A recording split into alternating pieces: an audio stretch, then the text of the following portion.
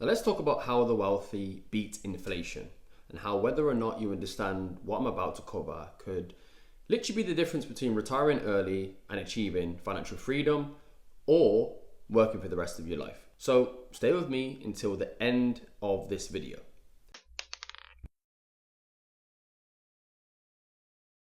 Now first things first, none of this is about us versus them. This isn't about pointing fingers. I'm not trying to create any kind of division here. But what does matter is that there's a system in place. And whether or not we understand how that system works will make a massive difference to our financial futures. Now, there's no single person or group to blame for what's actually going on. You would have to go back way generations in time. Decades of decisions, some well-intended, some not so much. You know, we're in the place we are right now of high inflation, growing inequality, and economic instability across the globe. Now let's talk about something I've said in previous videos before. I made a statement that the real measure of inflation is asset prices. And to a degree, I do stand by that still. Now let's say the FTSE 100 is up 11% for the year. Now you're invested, that's amazing, you see an 11% gain. Now let's say inflation is running at 2%. That means that the real value of your money, what it can buy, has dropped by 2%. So even though your investment is up 11%, your real gain is just 9%. But here's where it gets a little bit more complicated. And this is less talked about, the value of the pound across a global stage. So let's say the pound falls by 5% against other major currencies. Now that means you can buy 5% less oil, 5% less overseas property, 5% less of anything imported essentially. So if your investment gained 11%, remember, inflation took 2% and the pound lost 5% of its global value, your real return is now just 4%. And the point I'm trying to make is that investing is the bare minimum. Now let's get into how the wealthy beat inflation. So there's three main catalysts when it comes to building wealth through the markets. Now the first, we all love and know, is returns. Now everyone's obsessed with it. How do I get higher returns? Now this is a game of returns, of course, don't get me wrong. But here's the issue, chasing just higher returns usually means taking on more risk. And as good as any investor is, the more risk means higher risk of ruin. The most important thing is to not interrupt the process of compounding interest, in the wise words of the late Charlie Munger. So don't just chase returns. You need to protect your ability to stay in the game over time. Now, the second catalyst is something we can actually control. It's our income. Now, this is where the wealthy actually hyper-focus.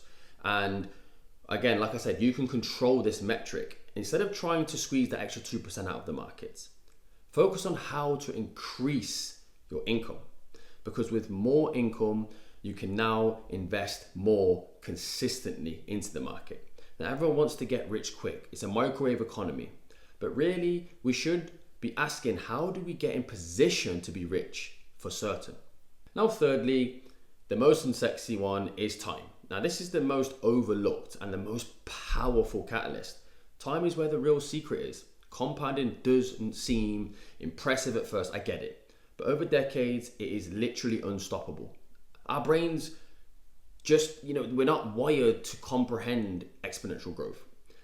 So let me give you an actual real world example, okay? So a couple from Derbyshire, Jill and John, normal couple featured by the Telegraph. They saved and invested their salaries from their modest jobs. One was in teaching, other NHS, maxing out their ISAs.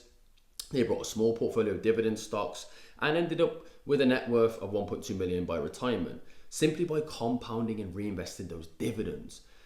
There have been numbers of stories in local UK press about retired bus drivers, postmen, or teachers who quietly build seven-figure nest eggs simply by living below their means, investing regularly into things like US and UK tracker funds, or even bonds, and some even holding company shares.